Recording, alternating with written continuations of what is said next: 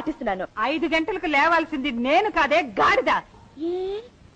నువ్వు ఆడదానివి కావా అత్తయ్య?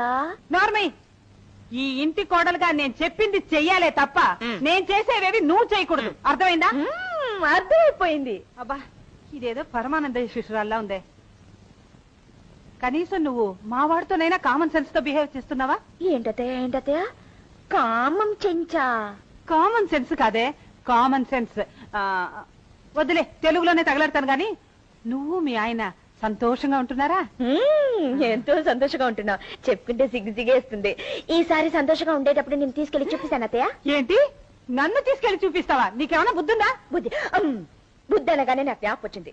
అత్తయ్య, నీకు ఇప్పుడే చెప్పేస్తున్నాను, పడుకునేటప్పుడు మీ అబ్బాయి నా మీద చేయడం అది ఇది చేయడం వద్దన్నా మానటం లేదు. మీ అబ్బాయితో చెప్పు, అలాంటి పనులు చేస్తే నాకు చాలా కోపం వస్తే నేను మనిషిని కాదు, ఆ తర్వాత చాలా చాలా గొడవలు జరిగిపోతాయి. పని ఉండి వస్తాను.